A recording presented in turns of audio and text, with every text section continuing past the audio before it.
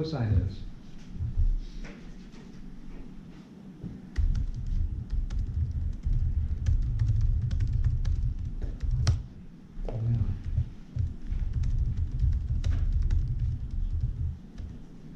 So what? Are we stuck?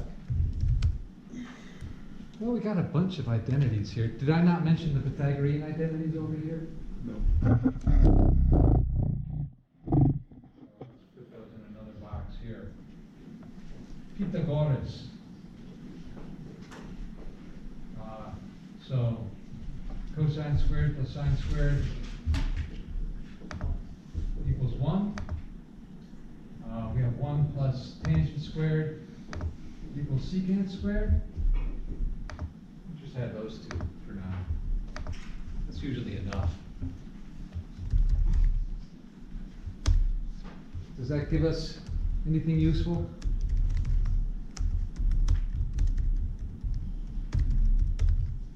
Oh, what's tangent squared? It's going to be 9/64ths, right? So if I add 1 to that, I'm going to get secant squared. So 1 plus tangent squared plus secant squared. And that's going to be 9/64ths plus 64/64ths, 73/64ths. Is that helpful?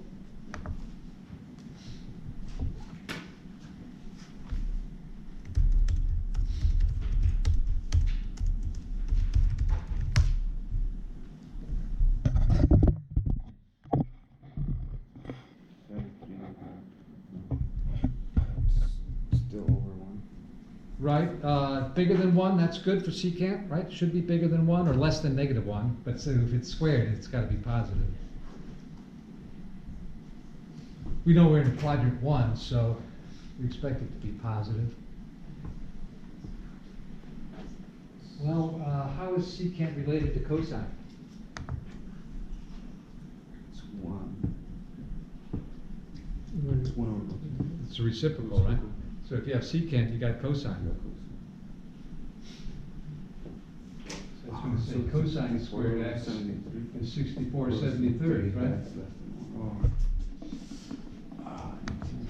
Oh, so I don't care about cosine. I got sine 2x in terms of cosine squared. I can just plug it right in there, right? So this is 16/3 times 64/73. Oh, really?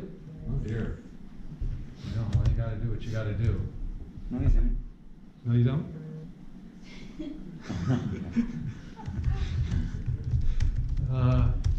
It's a tautology. It's what the tortoise taught us. Oh, it's a split? You got to do what you got to do.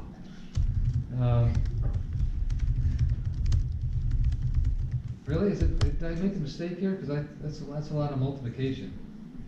And so 2 to the 4th times 2 to the 6th is 2 to the 10th. Oh, okay, so 2 to the 10th is 1,024. That's easy. No, it's too big. That's got to be something wrong. What did I do wrong? All right, let's review what we did. We said sine 2x is 2 sine x cosine x. That's true, right? Yes. We said that if this is true, then cosine x must be 8/3 sine x. That's also true, right? So we said if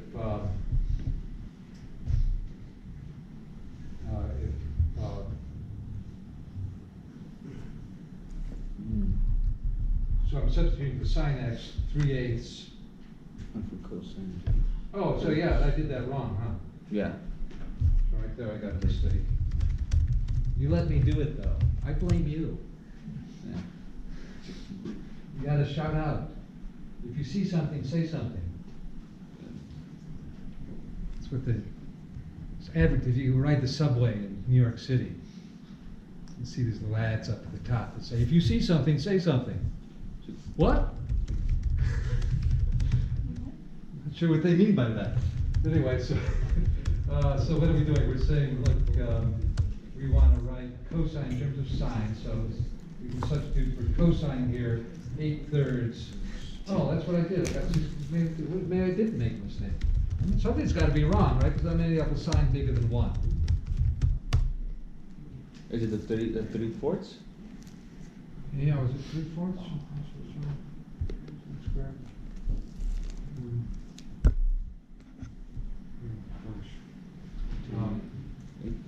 Cosine x, so the ratio, so we know that tangent is 3/8, right? Mhm. Tangent is sine over cosine. So if we solve this for cosine in terms of sine, we get cosine is 8/3 sine. So if we substitute for, oh, I see, so I should be substituting for sine. Yeah, so I did both of these wrong, huh? Yeah. So if I substitute for sine, I'll get cosine squared, which is what I want, right? Because I got cosine squared. So if I substitute for sine, I've got twice cosine is 3/4, twice. I want to use this one. So I get, yeah, I would substitute for sine, 2 times 3/8 cosine. I'll get this eventually. Okay, so 3/4 cosine squared, right? Okay, so now, if I go down here and say, yeah, I got cosine squared is 64/73. So 3/4 times 64/73. Oh, that looks easier to compute. Now, 4 goes into 64/16 times 3 times 16 is 48, and I'm ending up with a number which is less than 1. That's got to be true for the output of the sine function, right? So that looks like a good number. Sine 2x is 48/3. And that's what all we want here, right? So 48/73. Phew.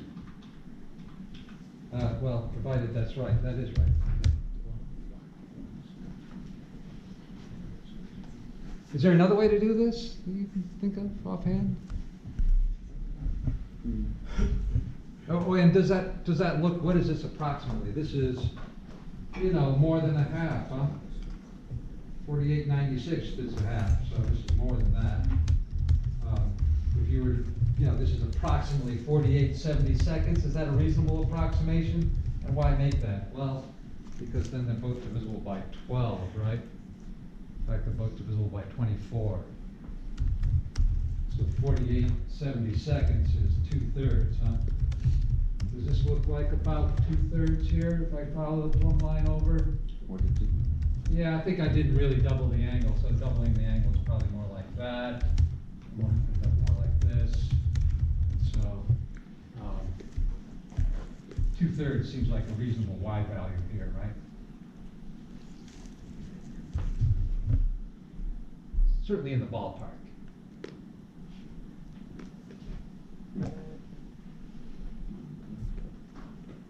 All right, well, I gave you a whole bunch of these, so you can practice a lot.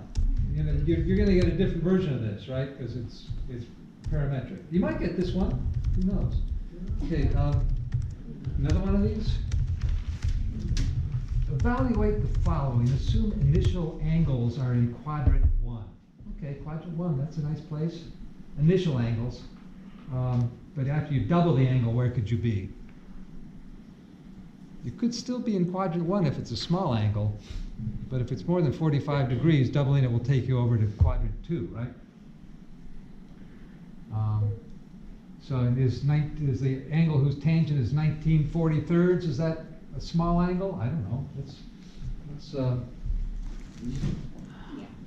do a carriage return here. Find out.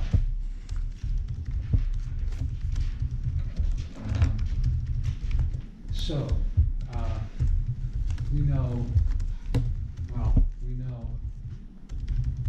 we want to evaluate, okay, so we want to evaluate the sine of twice the angle whose tangent is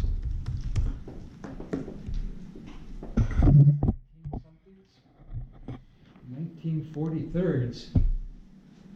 How do they come up with these numbers? Look behind the curtain, but let's just accept it for what it is. So 19/43. So how do you find that angle? Well, let's make a unit circle diagram. 19/43, that's a little less than a half, right? So if I'm gonna say a half is here, and I draw the tangent line here, right?